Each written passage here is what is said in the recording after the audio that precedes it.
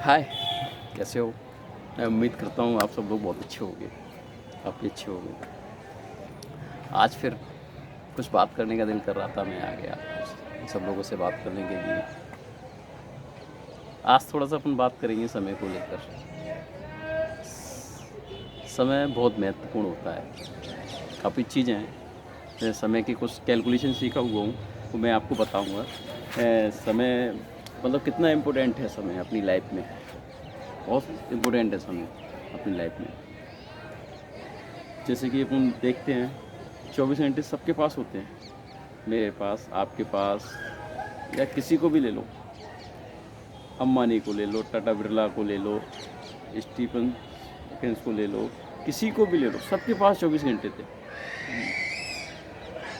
लेकिन कुछ लोग वही 24 घंटे में इतना बड़ा काम करते हैं, इतने पैसे कमाते हैं, घंटे के हिसाब से पैसे कमाते हैं। और कुछ लोग वही पैसा जो साल में कमाते हैं, एक आम व्यक्ति साल में कमाता है और एक प्रोफेशनल व्यक्ति उसको एक दिन में कमाता है। रीज़न क्या है इसका? कभी जानने की तुमने कोशिश की? कभी नहीं। मैंने अभी एक बुक्स पढ़ी थी, टाइम मैनेजमेंट, उसमें मुझे समझ में आया कि रीज़न क्या है रियलिटी।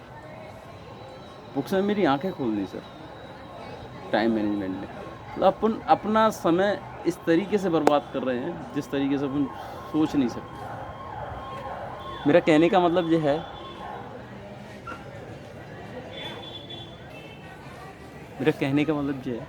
समय की अपन लोग कदर नहीं करते। समय की कदर नहीं करते, समय हमारी कदर नहीं करता। मतलब समझने के लिए कई सारे उदाहरण हैं। जैसे एक बच्चा दुनिया में आता है तो उसका टाइम पीरियड है निश्चित, 9 महीने माँ के पेट में रहेगा।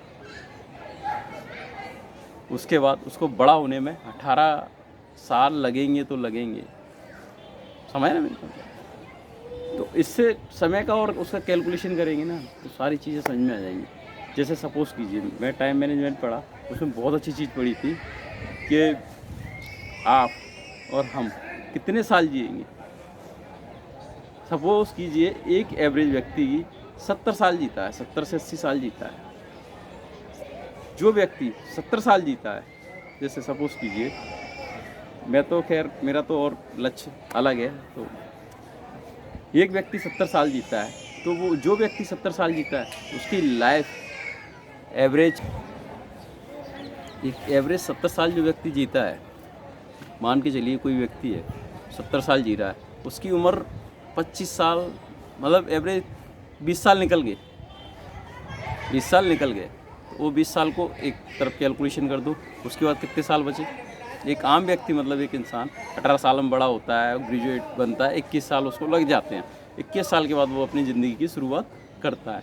जब वो अपने 21 साल बाद शुरुआत करता है, उसके बाद एक एवरेज कितने साल बचे साहब? 51 ईयर्स उसके पास बचे हैं। 51 ईयर्स में वो कमाएगा जब तक 50 साल का नहीं हो जाएगा, जब तक कमाएगा 60 साल। एक एवरेज जो गवर्नमेंट ने निकाला ना, 60 के बाद रिटायरमेंट। तो उसके पास बचे कितने? 40 साल उसको कमाने के लिए लगे। उसको 40 साल में इतना पैसा कमाना है, अपनी लाइफ स्टाइल बहुत अच्छी हो जाए, बच्चे के लिए भी जोड़ जाए, एक मकान बना जाए। मेरी बात समझ रहे हो? एक मकान बना जाए, बीवी भाई बहन सबके सपने उसमें हैं, एक एवरेज। अब इसको पूरा करना है तो अपन को क्या करना है साहब? अगर आपको 30,000 रुपये मिल रही है सैलरी, उसको कैलकुलेशन कर लो।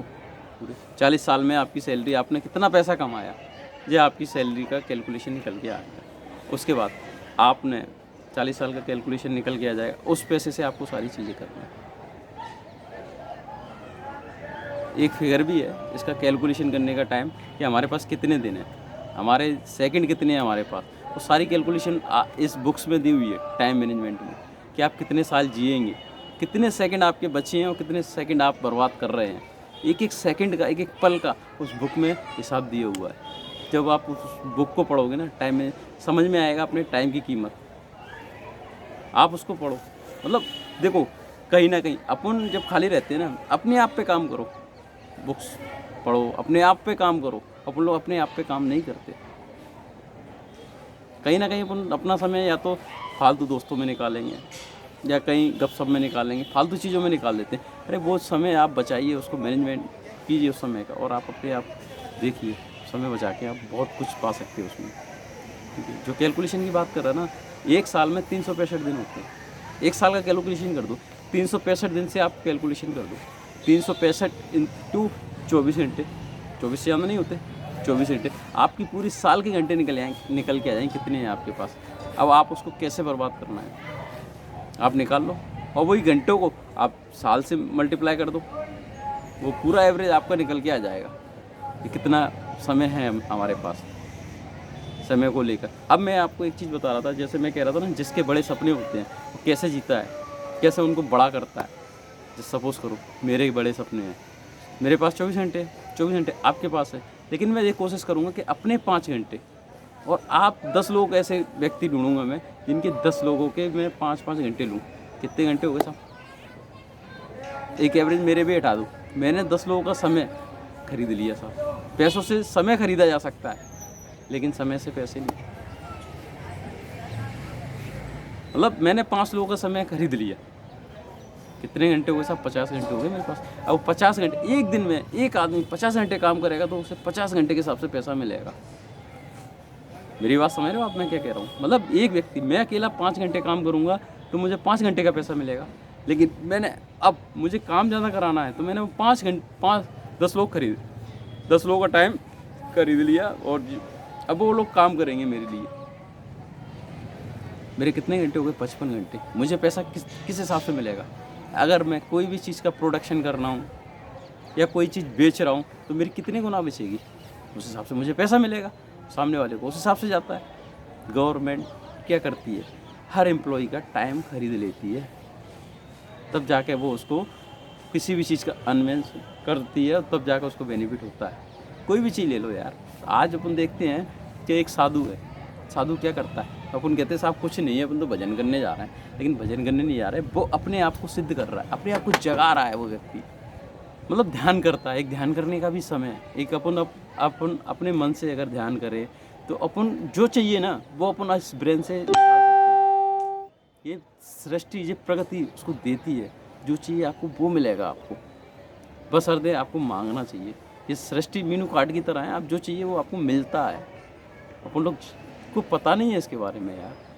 मैंने अभी तक जितने भी ड्रीम देखे ना, सारे सपने पूरे हुए मेरे। मैंने जो मांगा मुझे मिला है, मिलता है। आप एक बार मांग के देखो यार।